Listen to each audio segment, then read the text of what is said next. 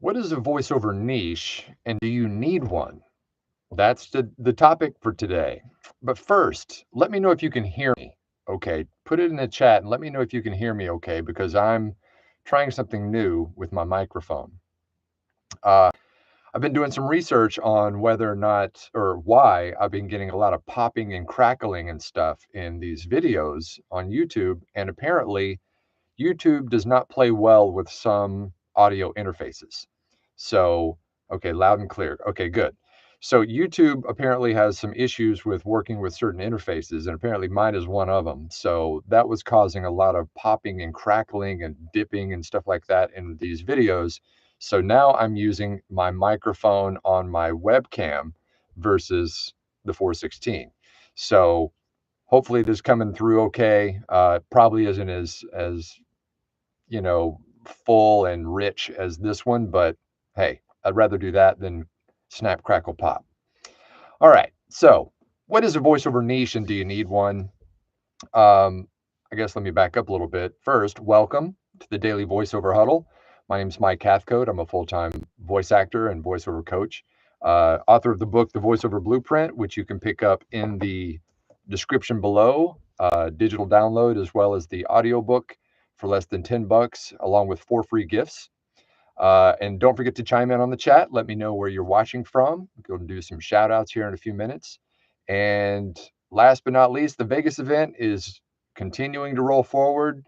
Pick up a seat at that event. If you're brand new to voiceover, it is a beginners only event. So check that out in the description as well. Okay. What is a voiceover niche and do you need one? There's a little bit of a complicated answer to this. Um, a niche in voiceover is basically just a specialty. So, e-learning, commercial, uh, character, medical, automotive. There's a lot of different niches in voiceover that you can kind of specialize in when you're in this business. Um, but do you need to do that? I guess the answer would be yes and no. A lot of people think that you need to, right when you're starting out in voiceover, you need to pick one, pick a lane and stay in it. I want to just do medical. And if you want to do that, that's okay. But you're really limiting yourself as to the jobs that you can get if you do that right out of the gate. So, what I always suggest that people do is start broad and then let the market decide what your niche is if you want to specialize in something. So go after everything. Go out and try to get every kind of job you possibly can, especially if you're brand new at this and you're trying to build up, your business. Go out and actually try to find as much different kinds of work as you can. And then what you will realize is that after a while, you'll start to see a pattern. You may be getting more e-learning than commercial. And then if you are starting to get more e-learning, then maybe you kind of lean into that a little bit. But a lot of people think that right when they first start, they have to pick something and go with it, you know. And I think you're limiting yourself if you do that. So go broad, let the market decide what you happen to get more work in, what you may be more proficient in, maybe, and then go from there. But don't feel like you have to kind of figure out what your niche is right at the beginning. Same goes for demos too, by the way. So um, most people, when they first get into this business, they start with like a commercial demo because that's usually the most marketable. Not always, but usually the most marketable demo is a commercial demo because, for one thing, most people are used to seeing commercials, so they can kind of relate. Number two, you can show a pretty broad range of reading styles in one single commercial demo. You've got your high energy and your conversational and your warm and caring and whatever. So you can show a pretty decent range there. And so most people will start with a commercial, put that out there, and then once again, once they kind of realize what they happen to get more work in, then they can specialize in a specific demo, a medical demo or a corporate narration demo or whatever it may be. But at the beginning, go broad. That way you're not limiting yourself as to what kind of work you can get. Okay? So that's a VO niche, or that's what VO niches are about. Let me know in the comments, whether or not you've got a niche or what niche you maybe want to go after. And we can chat about it. Cool? All right, let's see what's going on in the chat today. Ding, ding, ding. There's Ron from Grand Haven, Michigan. First one in today. And there's Jason from Kearney, Nebraska. Nancy from South Dakota. Nephi from Knoxville. There's Kathleen from Wyoming. Good morning to you. And Edward from Jacksonville, Florida. And good morning, David from Hamilton, Ontario, Canada. And Belinda, good morning from Maine. Good morning to you. And there's Sean from Longview, Washington. There's Terry from Falston, Maryland. Says this is a timely subject. Thanks. Well, you're welcome, Terry. Hopefully you got a little bit out of it. Let me know if you have any questions. And there's Mark from Montreal. Chris just says yes. I guess that means you can hear me. Yeah, loud and clear from downtown Chicago. Loud and clear. Thank you. Thank you. There's John from Denver. And Dennis from Pasadena. Good morning to you, sir. There's Maria from Little Rhodey. I guess that's Rhode Island. And Wayne finished the book yesterday. Pneumonia symptoms today. Uh-oh. Relax. Take care of yourself. Don't try to push through. Hopefully you'll get better soon. There's Tim from Altoona. Oh, and I'm going to brag on Tim today. Tim won our fake audition for this month. Every month in the VoiceOver Blueprint, we do what's called a fake audition, where I post a script and have everybody send in their reads, and then whoever wins gets a fully produced audio video demo that they can add to their reel or on their website or wherever. And Tim crushed the one this month for McDonald's. So congrats, Tim.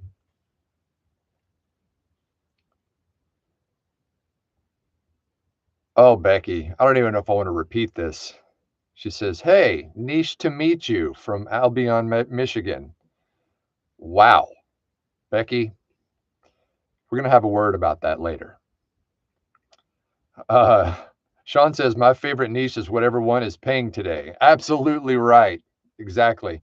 And for me in particular, I've done pretty much every kind of job out there, but I have found that I get more work, or the majority of the work that I get is longer form, e-learning and explainer and that kind of thing. I would say that's probably at least half of the work, if not more, that I do. And then I do quite a bit of commercial, and then sprinkle on the top some IBR and, podcast intros and some of those kinds of things. But mostly it's going to be long form. So that's my niche, or those are my niches, I guess. I've done character work. I've done just about any other kind of work you can think of, but that seems to be what I get the most of. So that's what I lean into.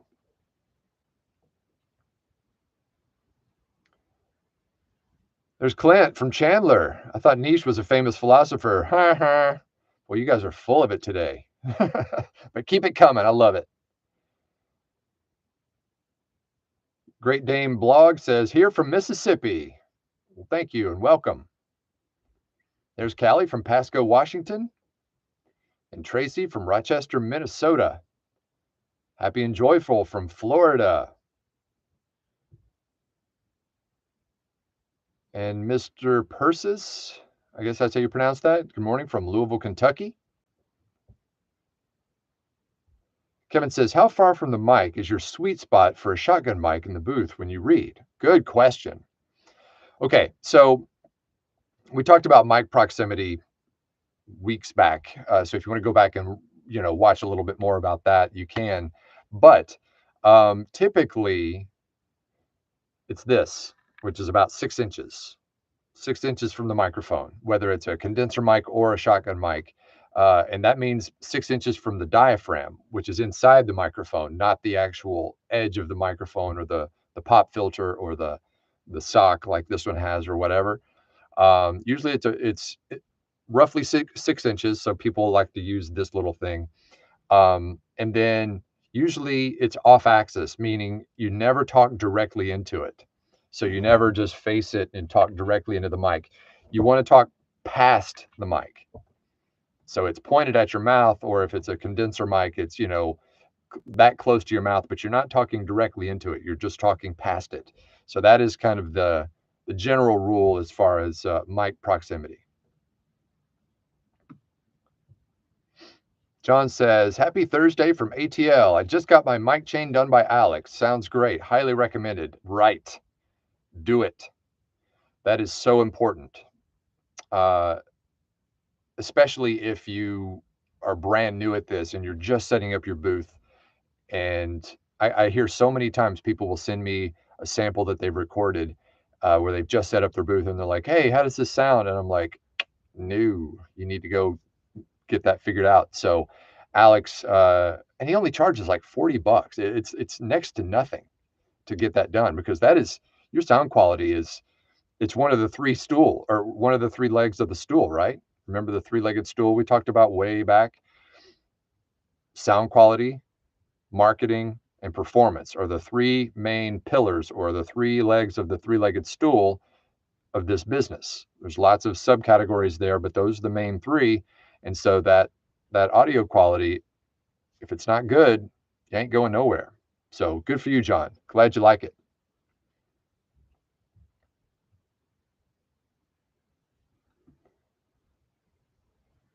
Jason says, solid advice per usual, Mike. Well, thank you, Jason. Appreciate that. There's Lotfi from Algeria. Welcome to you. Tim says, my niche are commercials. My nephews are games of chance characters, big wins. Yeah, I mean, a lot of people, when you tell someone that you do voiceover, or that you're a voice actor, the first thing their mind goes to is animation and maybe video games, character work, because that's what is so prevalent out there. They don't realize that there are so many other niches in voiceover, and a lot of people want to do character work. It's a little bit of a tough nut to crack for character work, I'll be honest. A lot of the stuff that you're going to see out there, especially, national type stuff, is going to be union work for character work. And typically, you typically have to record those in either LA or New York or some big market like that. Now you can get indie stuff. I've done a lot of independent, video games and stuff like that, and that's totally cool and fine.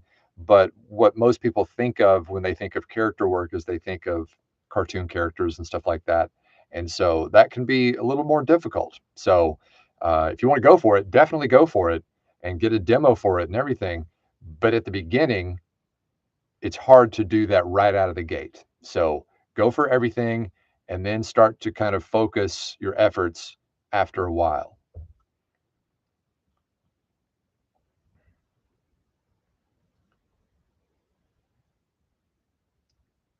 There's Dennis from Illinois. Thank you for hanging out, Dennis. Jason says, where is the diaphragm located on a shotgun or in a shotgun? I just switched to a shotgun and I'm loving it. If I took this, let's see. Luckily, I'm not using this microphone right now.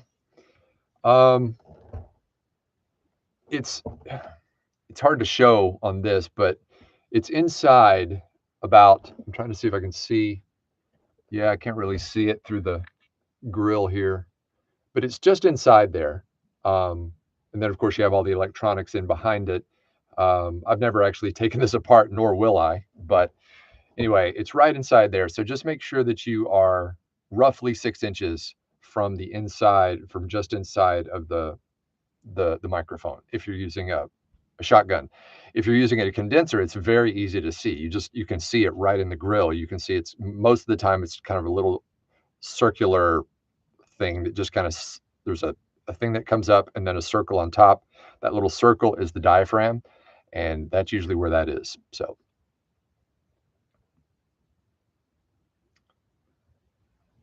okay, what else we have, guys? Anything else on niches? There's Alan from PA just testing my new mic, seeing if I should redo my demos. I wouldn't, if your demos, and I'd be happy to listen to them if you want to send them to me, Alan, but just because you get a new mic doesn't mean you necessarily have to redo all your demos. What I would do though is if you get a new mic, we talked earlier, who was it? Who was it that got the stack from Alex? Oh, it was John. John's, if you get a new microphone, then you will need to have an engineer redo your effects rack, because if you change anything in your space, especially your microphone, you want to make sure that you have your sound dialed in for that microphone. Okay?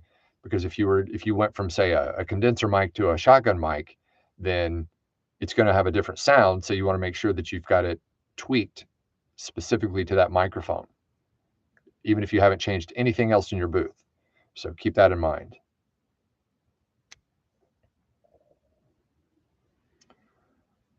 Jason says, also, I got the type of arm you suggested. Loving it too. Yeah, these are great. I love mine. It's very, it's cool. It's very, I don't know what not ergonomic. What's the word? Anyway, it's got a little channel that runs through the back of it that keeps the microphone from just, having to wrap around or anything like that. It's nice and clean and minimalist, I guess. John says, do you listen to demos even if we're not in the blueprint? Oh yeah, of course. Yeah, happy to give you some feedback on that, John. Feel free to shoot it over to me. Just shoot it over to mike@mikehathcote.com and I'll listen to it and give you some feedback on it.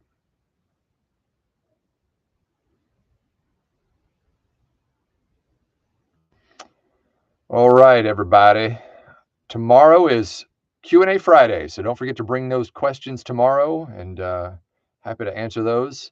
And I've got a big old day piled up again today, so I'm going to get after it. But until next time, tomorrow, I will see you then. And until then, break a lip.